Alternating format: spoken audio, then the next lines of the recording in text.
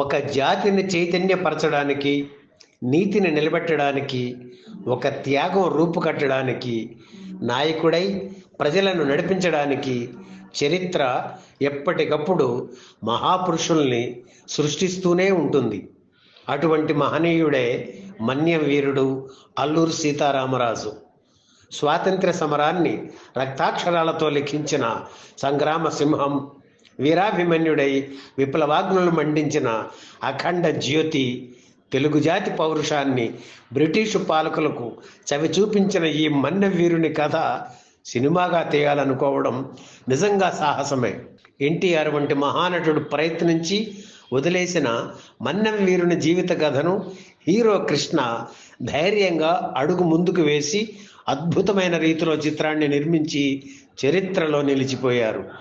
అల్లూరి సీతారామరాజు జయంతి సందర్భంగా ఆ చిత్ర నిర్మాణ విశేషాలు సేకరించి మీకు అందిస్తున్నాం. సూపర్ స్టార్ కృష్ణ నట జీవితంలోనే కాదు, తెలుగు సినిమా చరిత్రలోనూ అల్లూరి సీతారామరాజు చిత్రానికి ఒక ప్రత్యేక స్థానం ఉంది.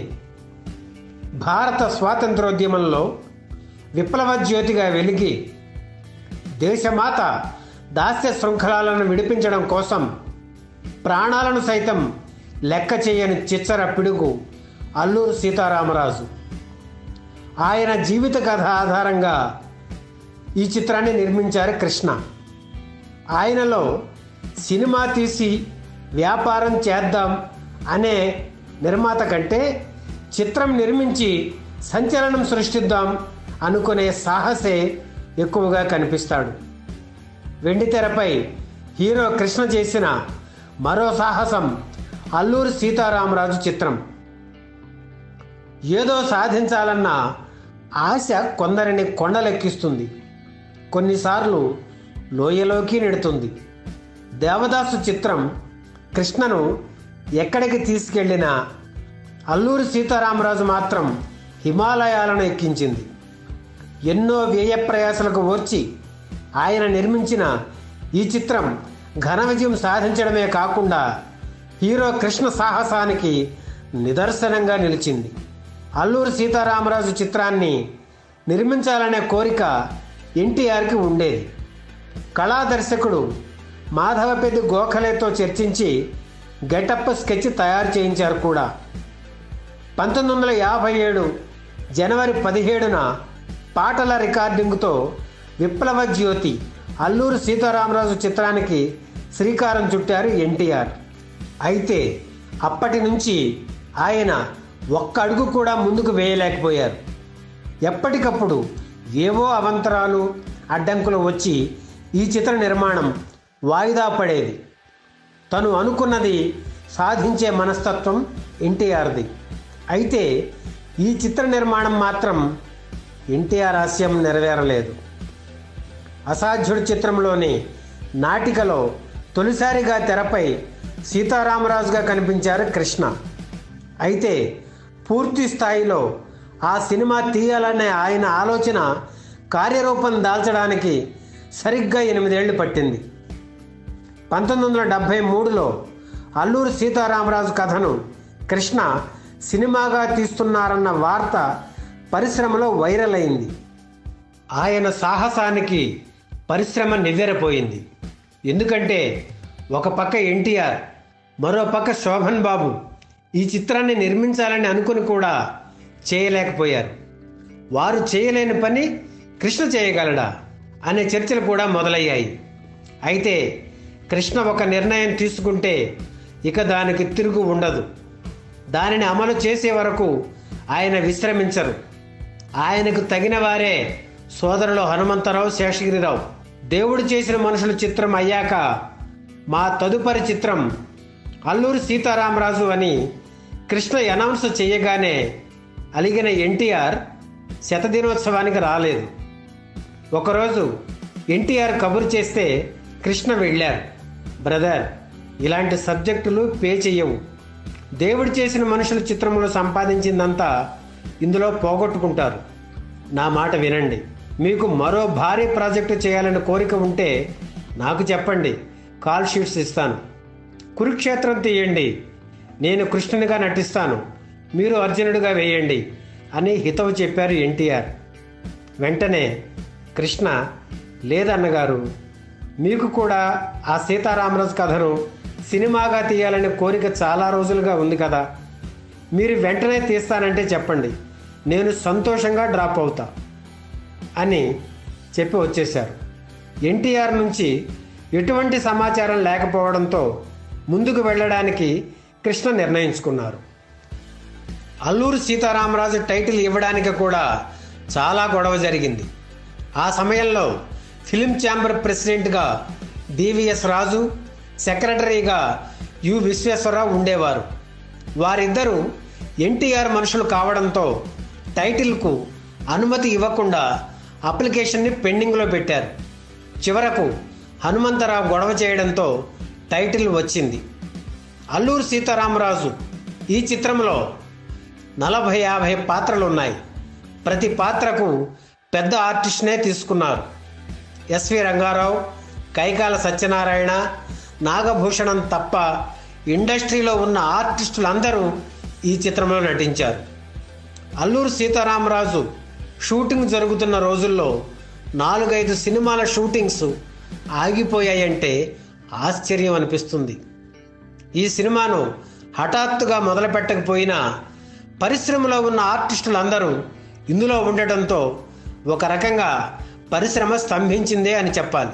జగ్గయ్య, గుమ్మడి, ప్రభాకర్ రెడ్డి, చంద్రమోహన్, బాలయ్య, పేకేటి, త్యాగరాజు, మంజుల సహా చిన్న పెద్ద అంతా కలిసి 3 కంపార్ట్మెంట్స్లో షూటింగ్ జట్టు బయలుదేరారు. షూటింగ్ జరిగే నెల రోజులు ఇంతమంది ఆర్టిస్టులు చింతపల్లిలోనే ఉండాలి. కనుక వారి కోసం 12 డీలక్స్ కాటేజీలు కట్టించారు కృష్ణ. సాంకేతిక నిపుణులు ఉండడం కోసం పెద్ద డార్మిటరీ కట్టారు. డిసెంబర్ నెల కావడంతో చింతపల్లిలో విపరీతమైన చలి ఉండేది. అయినా సరే అంతా తెల్లవారి లేచి షూటింగ్కి రెడీ అయ్యేవారు. చాలాసార్లు షూటింగు సూర్యోదయం చిత్రీకరణతోనే మొదలయ్యేది. రచయిత మహారథి ఏ రోజుకు ఆ రోజు తెల్లవారుజామున లేచి డైలాగులు రాసేవారు. జగ్గయ్య, మహారథి చాలాసార్లు షూటింగ్ అయిన తర్వాత రాత్రిపూట కాటేజీలో కూర్చొని డైలాగ్స్ గురించి చర్చించేవారు. రూథర్ఫర్డ్ పాత్రలో రాక్షసత్వం లేదని, కేవలం ఒక బ్రిటిష్ అధికారిగానే ఆయన వ్యవహరించాడని జగ్గయ్య అనేక ఉదాహరణలతో వివరించేవారు. రూథర్ఫర్డ్లో ఉన్న మంచితనాన్ని కూడా చూపించాలని మహారథితో చర్చించి ఆ విధంగానే మాటలు రాయించారు జగ్గయ్య. ఒక రకంగా ఆయనే రాశారనుకోవచ్చు. ఈ చిత్ర నిర్మాణ సమయంలో దర్శకుడు రామచంద్రరావు మరణించడంతో కృష్ణ దర్శకత్వ బాధ్యతలు చేపట్టి ఈ చిత్రాన్ని పూర్తి చేశారు. యాక్షన్ సన్నివేశాలను కేఎస్ఆర్ దాస్ చిత్రీకరించారు. 38 రోజుల పాటు చింతపల్లి, లోతుగడ్డ వసంపాడు, కృష్ణదేవిపేట బలిమెల ప్రాంతాల్లో షూటింగ్ చేశారు. పతాక సన్నివేశాల చిత్రీకరణ సమయంలో 400 మంది పోలీసులు అవసరం కావడంతో నాటి ముఖ్యమంత్రి జలగం వెంగళరావుతో మాట్లాడి పోలీస్ ఫోర్స్ ఏర్పాటు చేసుకున్నారు కృష్ణ. చిత్ర నిర్మాణం పూర్తయింది. విజయాధినేతల్లో ఒకరైన చక్రపాణికి ఈ సినిమా చూడాలనిపించి కృష్ణకి ఫోన్ చేశారు. కృష్ణ ఆయన కోసం ప్రత్యేక ప్రదర్శన ఏర్పాటు చేశారు. సినిమా అంతా చూసిన తర్వాత, ఇప్పుడు నువ్వు ఎన్ని సినిమాలు చేస్తున్నావు అని అడిగారు చక్రపాణి. 10 వరకు ఉంటాయని చెప్పారు కృష్ణ. సినిమా చాలా బాగుంది. ఇంత చక్కని పాత్రలో నిన్ను చూసిన జనం 2 ఏళ్ల వరకు మరో పాత్రలో ఆమోదించరు అని చెప్పారు చక్రపాణి. చివరకు ఆయన చెప్పినట్లే జరిగింది. అల్లూరి సీతారామరాజు చిత్రం తర్వాత కృష్ణకు వరుసగా పరాజయాలు ఎదురయ్యాయి. తిరిగి పాడి పంటల చిత్రంతోనే ఆయన విజయాన్ని పొందగలిగారు.